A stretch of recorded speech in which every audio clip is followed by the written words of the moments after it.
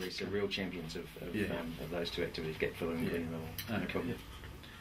Well, I think it's something that you have quite clearly shown the world that there is regeneration happening in these spaces. I've asked Tim Beatley to come. Together we wrote the book Resilient Cities, and resilience was trying to face the big issues of climate change and peak oil, and to do it in a way that enabled our cities to be better places. So let the people of Christchurch explain how to build a resilient city, because they're doing it. At the same time, there was this sense of impending doom. There really was a sense of learning what it is to be human all over again. And so one of the things that I think has been given to Christchurch, I'm a bishop, so of course I'd say this, but I really think we've rediscovered a spiritual dimension. What's happened in Christchurch is we actually remembered that life is important, that life is an extraordinary gift, and that other people's lives are every bit as important as ourselves. I wanted to show you a fine piece of carving here, which is a wakahuia.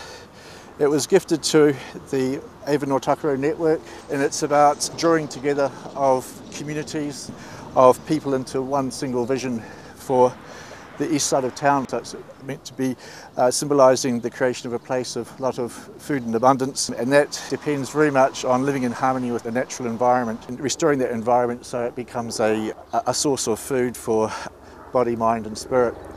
The most commonly used name in Māori for the river is Otakaro, and takaro means game, so Otakaro means place of the game, and what we hope to do is turn the east into the playground of the city. So I think, a lesson learned for us is we've been closed for almost 2 years. I don't want to be closed for another day, not another hour, not another minute. So we've set up the coffee shop to be self-sufficient.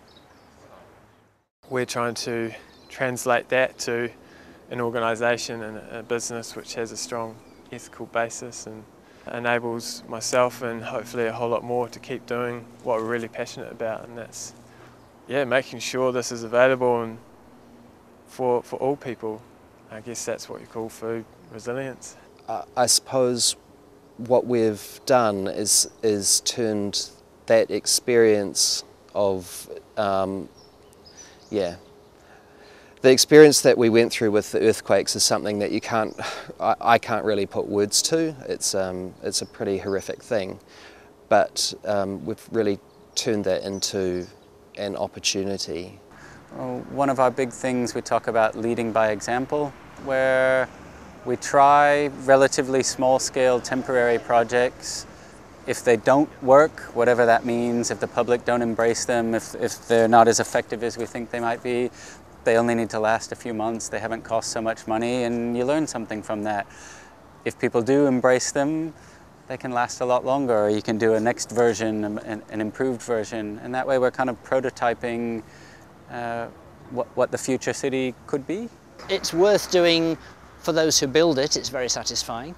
It's worth doing for those who visit and use, and the comments they offer, the likes they give us on our Facebook page, the messages of support that come in, the donations that come in. They're all indicators that this is held with some esteem in the hearts of the local population and also the visitors.